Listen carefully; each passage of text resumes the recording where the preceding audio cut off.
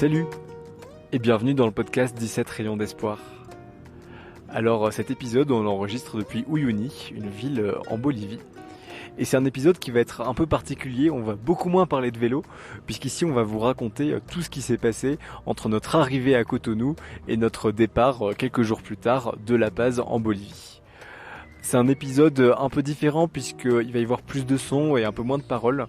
Ça va beaucoup s'enchaîner à l'image de ce qu'on a vécu nous en traversant finalement beaucoup de pays à toute allure pour rejoindre Cotonou à La Paz. On vous laisse découvrir ça tout de suite. Bonne écoute. Donc on est à l'aéroport de Cotonou et les vélos sont emballés et là on attend pour prendre notre avion pour l'Amérique du Sud. Je suis un peu ému de partir. J'ai envoyé des petits messages vocaux sur WhatsApp à tous les gens qui nous avaient hébergés pendant nos 5 mois en Afrique. Et j'ai eu quelques réponses et c'est bizarre de partir. Mais on va vers de nouvelles aventures, donc ça va être chouette.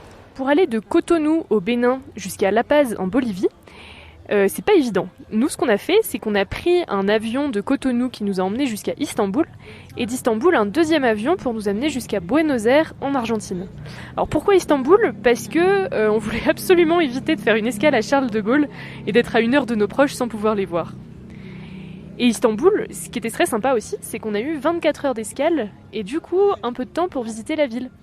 Alors déjà, là où on n'était pas prêt, c'est que c'était l'Europe continentale en plein hiver, donc il faisait super froid. Après les 30 degrés de Cotonou, on s'est bien caillé dans nos petits pulls.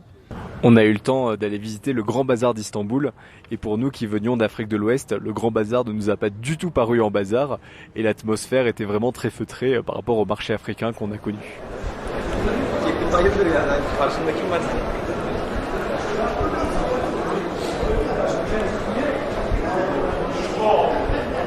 Good morning, ladies and gentlemen and dear children. As a Star Alliance member, we would like to welcome you aboard Turkish Airlines flight to Sao Paulo via Buenos Aires Airport. My name is Arzu Bağcan, I'm the cabin chief. We will be pleased to have you during the entire flight. We wish you a pleasant flight. Ça y est, on est arrivé à Buenos Aires. On va se coucher là, je suis complètement crevé, ça fait 24 heures qu'on est debout. L'arrivée était un peu compliquée parce que il nous manque un vélo. Il y a un vélo qui s'est perdu en chemin, donc on espère que la compagnie pourra nous l'amener, mais c'est pas encore sûr. En attendant d'avoir des nouvelles de la compagnie aérienne pour nos vélos, et du coup un peu stressé, on en a profité pour visiter un peu Buenos Aires.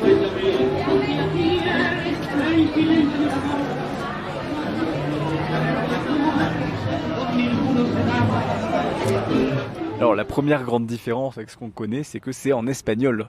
Tout le monde parle espagnol. Alors Astrid avait fait espagnol au lycée, donc arrivé à se débrouiller un petit peu. Moi qui ai fait allemand, il a fallu s'y mettre. C'est aussi une ville qui finalement nous a paru, par rapport à ce qu'on avait connu en Afrique, très européenne et assez peu dépaysante. On reconnaissait des styles de bâtiments et des styles de vie finalement très proches de ce qu'on avait connu en Europe. Mais on était dans le quartier du stade de foot et l'Argentine a été évidemment très marquée par sa victoire de la Coupe du Monde.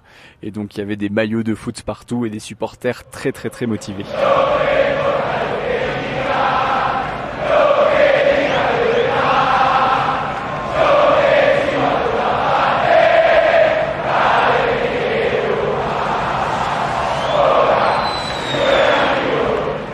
Et finalement, après 3 jours un peu stressants, la compagnie aérienne nous a appelés, ils avaient retrouvé notre vélo à Istanbul et donc on a pu le récupérer en bon état. Pour rallier Buenos Aires en Argentine à La Paz en Bolivie, on a décidé de prendre un bus. Comme ça nous évitait de prendre encore un avion et c'était important pour nous. Alors ce bus, il fallait compter quand même 48 heures dedans pour traverser tout le continent. Et c'était un bus très confortable, on pouvait quasiment s'allonger complètement dedans. Bon par contre, là où on n'avait pas vu assez large, c'était sur l'eau, parce qu'ils n'avaient pas d'eau, ils avaient que du coca ou du café. Alors bon, c'est un peu moins rigolo pour dormir.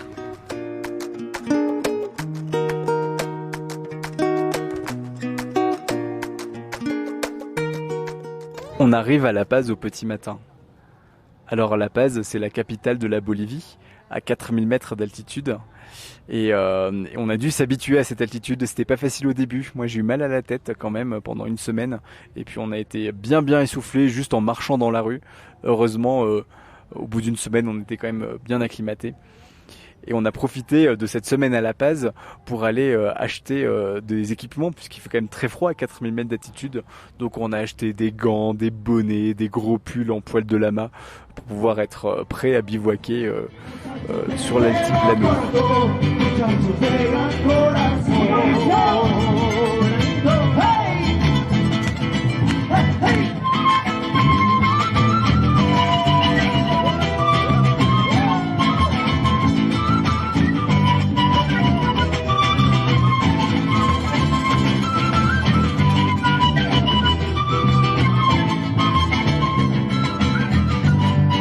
La ville de La Paz est très particulière, c'est quand même la plus haute capitale du monde et donc elle est dans une sorte de cuvette et on utilise des téléphériques pour se déplacer, ce qui nous donne des vues magnifiques sur la ville même si c'est quand même assez vertigineux. Et quelque chose qui nous a marqué, c'est qu'on a trouvé beaucoup de similarités entre le style de vie à La Paz et le style de vie dans les pays africains qu'on avait traversés auparavant. Typiquement, dans les marchés, on retrouvait des produits très similaires, des tomates, les gros sacs d'oignons, des ananas. Et puis, il y avait cette façon de manger dans la rue avec des dames qui vendent la nourriture sur des stands qu'on trouvait à la fois en Afrique et aussi à La Paz. Nous avons pu remonter nos vélos dans la laverie de l'hôtel et ça faisait vraiment plaisir de les retrouver. Pas de grande difficulté là-dessus, il y a juste eu un petit problème sur les pneus.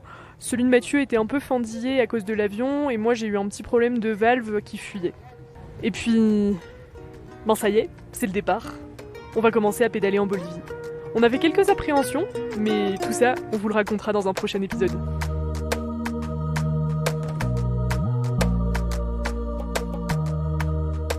C'est la fin de cet épisode. J'espère que ce podcast vous a plu et qu'il a pu vous faire voyager avec nous de Cotonou jusqu'à La Paz. Si vous voulez soutenir le podcast, n'hésitez pas à vous abonner ou à mettre une note sur votre plateforme d'écoute préférée. À très bientôt!